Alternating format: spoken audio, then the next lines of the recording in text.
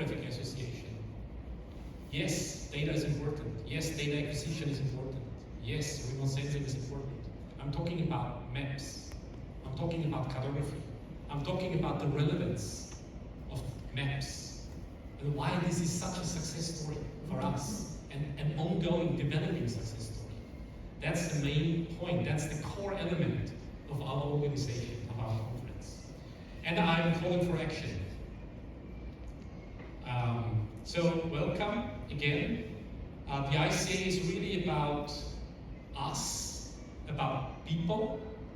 It's about those which love maps, which see a benefit in working in cartography, in maps, and we benefit from those which have contributed to this idea earlier.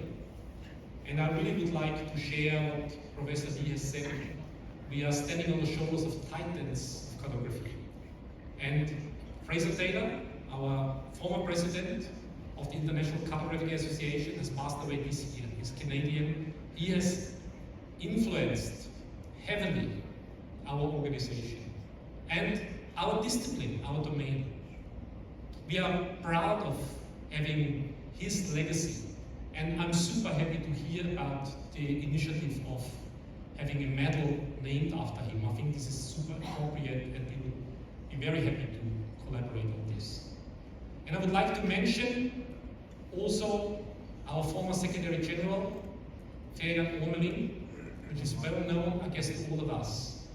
He has influenced our society heavily. As Secretary General, you are really at the core of an organization.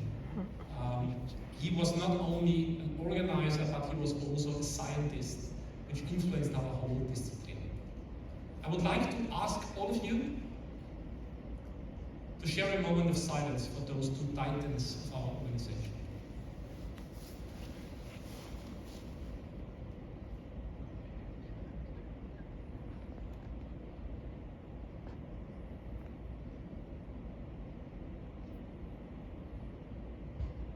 Thank you very much. Merci beaucoup. ICA is about people, it's about us. We have a current executive committee.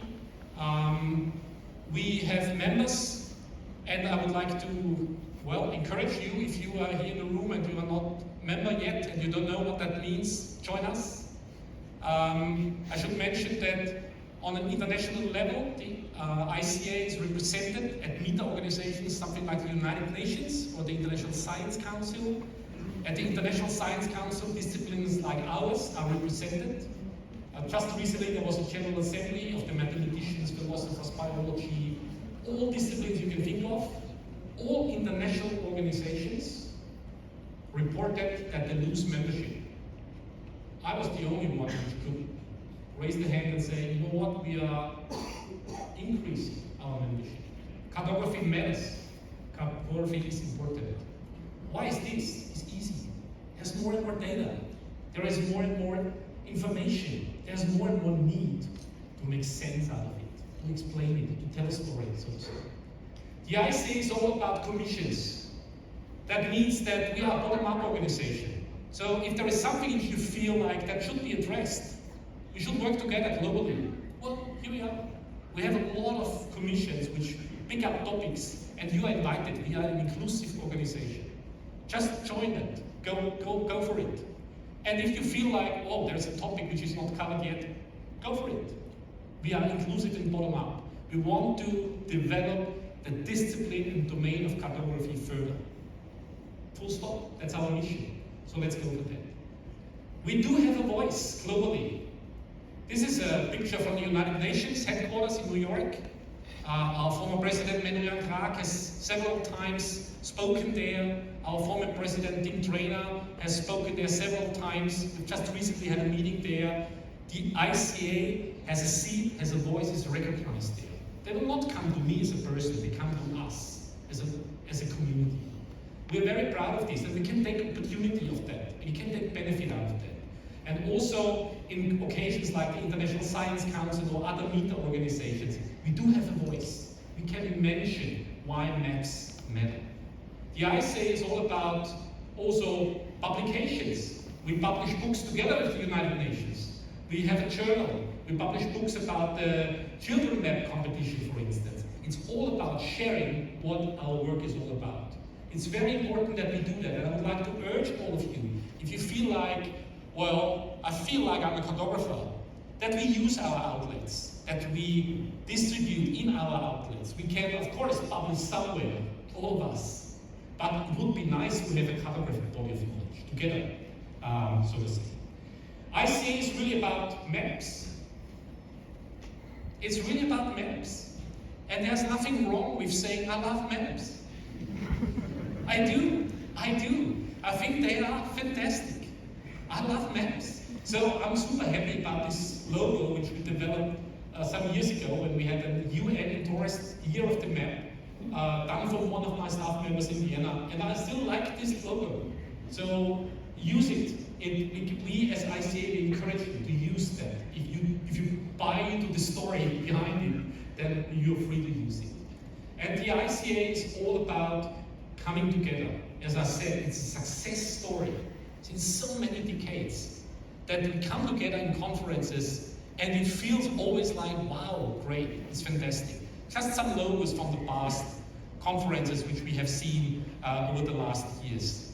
And we see this conference here in Vancouver, and I would like to really express my sincere thanks to the Canadian colleagues here, which have done a fantastic job in organizing all of that, to the sponsors, the institutions which have been behind this.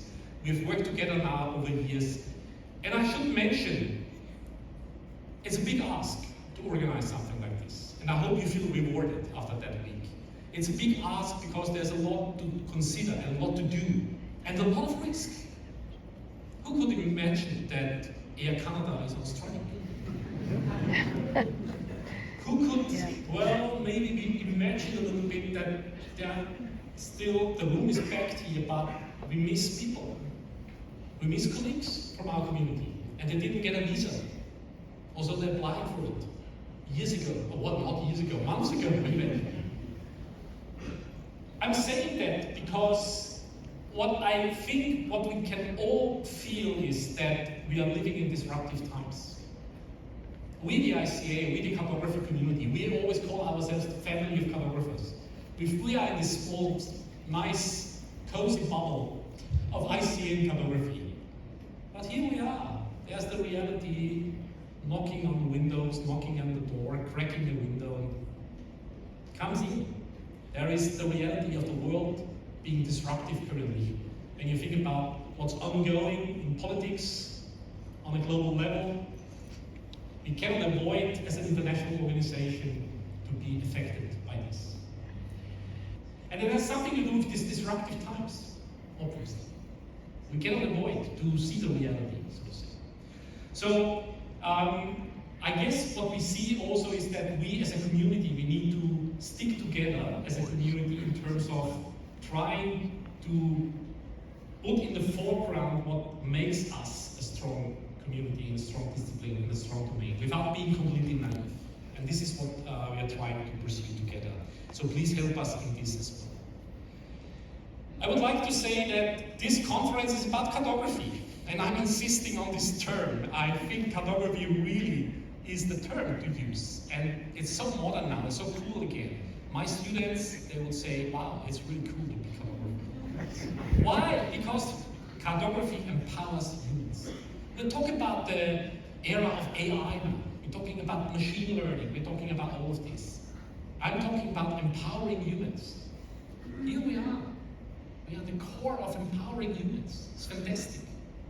It's fantastic. Our role, our responsibility as well.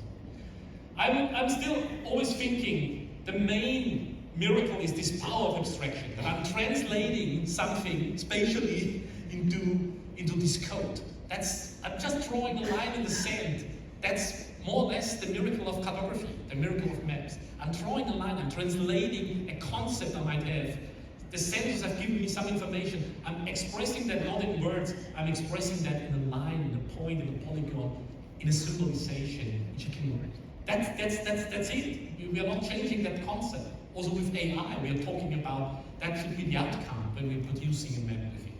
And I'm thinking what cartography is really doing and maps are doing is actually really great because it's fundamental for human mankind. I'm really getting pathetic a little bit here, but I'm thinking the same like with language.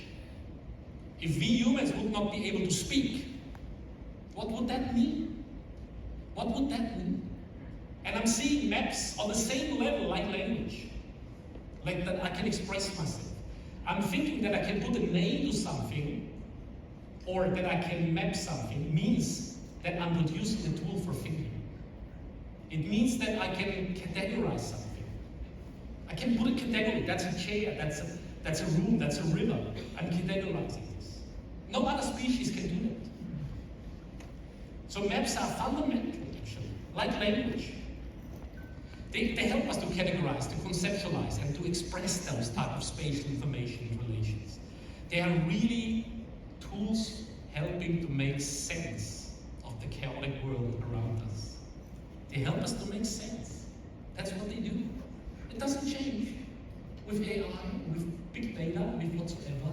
As long as humans are there and they want to make sense of the chaotic world around us, we will need to have those tools, like language, like maps. Same thing. I think what maps are doing, they are tools for action. They can help us to give instructions, to make decisions, to influence others, to collaborate, to work together. They are real practical guides for real world actions. That's what maps are doing. We're always talking about how to produce a map, how to use a map, what type of, but why are they so successful? Why the human mankind is producing more maps than ever? Why is Google spending so many millions for producing maps? For all those reasons. For those reasons. They are fundamental for those reasons. I think they are, of course, as cartographers we know, there are systems for communication. They help us to share information, to knowledge, to even emotions, narration, stories. They are really, like language, systems to transmit information across. Not only personal, on an individual level, but over groups, over generations, over borders, over cultures. Think about that. How powerful. What tools do we have as human mankind to transmit information over cultures, borders, generations, over time? It's amazing. We have it. We are there. It's us. It's the cartography. I think maps are fundamental because they are models of the world. And we need to remind that always. The power of abstraction. They are not the truth. They cannot be the truth. It's a negative story to say that we are lying. But it's a positive story to say, yes, we put the most important information here. We tailor it, we focus, we select, we simplify. That's powerful, the power of abstraction. To model the world symbolically makes it possible that I'm not modeling the chaotic world, so to say, but I can symbolize it. But by this I can think about it. I can plan, I can be aware of it. So that's very powerful. I think maps are carriers of power. They shape how we think about the world. I've never been to particular places in the world. I'm looking at maps, and they determine how I think about it. They are carriers of power. They define borders, claims, biases eventually. They're not neutral. So they can support that, or they can question it. It's important that we have learned that from the critical cartography paradigm over the last years and decades, that we have a big responsibility in this respect. Maps have cultural meaning. The language which we do as cartographers, they carry a cultural meaning. They reflect what we deem important. If you look at historical maps, they might look different. They will look different. And that is a carrier of cultural identity and information as well. And so in that sense, they preserve and communicate cultural identity. And that's why we have a commission even which talks about it and look into that.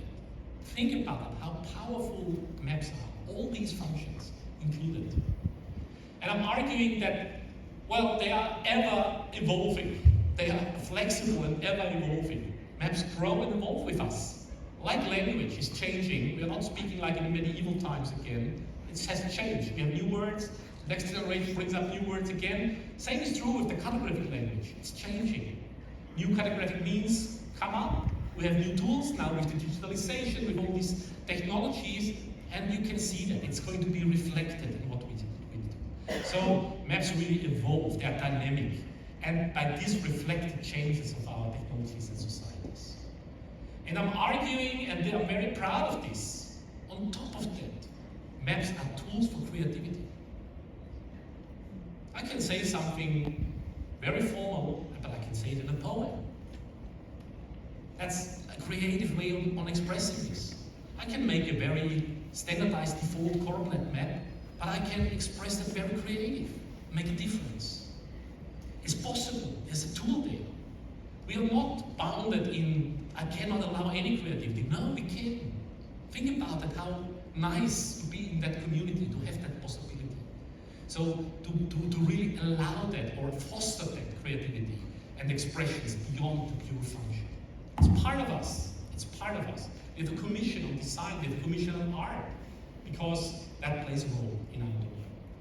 And I'm also arguing that there is this critical perspective that we should have on top of that as well. It's not only a positive story, maps are just cool and great and everything is fine. Well, they can be not only helpful to us, of course. They shape how we see the world, but that means they determine how we see the world. I can do that on purpose. I can manipulate with maps. And they can limit my view. They do limit my view. They can hide, they can distort, they can even control our view of the world. They can be misused. And that means, you know, I have that in my former presidency term, I've said that one particular slogan, it's okay to be a cartographer. I still think it's okay to be a cartographer, but I'm also thinking it's necessary to be a cartographer. Why? Because of this. There's a responsibility coming along with this. It's our responsibility. We know how powerful this is, what we do, and we need to make sure that we do it right. And I'm also arguing that, yes, that conference is about AI, our world is about AI, everything is about AI currently. What does that mean? Yeah, okay, that's fine. Like a calculator is doing calculations, and I'm not doing it myself in my brain or on a paper now anymore, but I need to do something. I need to still know what I'm typing in my calculator. Maybe with AI it's the same way to see it. It can do a lot. It can write, it can give answers, it draw maps, and it will be better in future because it's not there yet, I would say. But my point is, it's a tool. And it's a tool made by humans, and it should be meant for humans. I think cartography and cartographic conferences and the ICA exist because humans have a demand for an answer to a spatial question, and do that answer by a map. It's all about humans at the end of the day. If I'm talking about machines, I can produce answers for machine questions differently. I might not take that extra effort of designing, of generalization, of symbolization. Why would I do that? The way we do cartography and the way we do maps has a lot to do with us humans. So ultimately we could argue that the basic functions of maps, like language, has something to do with thinking, acting, communicating, understanding. And ultimately, it's one of those attributes which we could say, if we would like to define what makes us humans humans, I would say it's one of those which you could mention. Maps, the ability to make maps and use maps is one of those arguments I would use to say that makes us humans.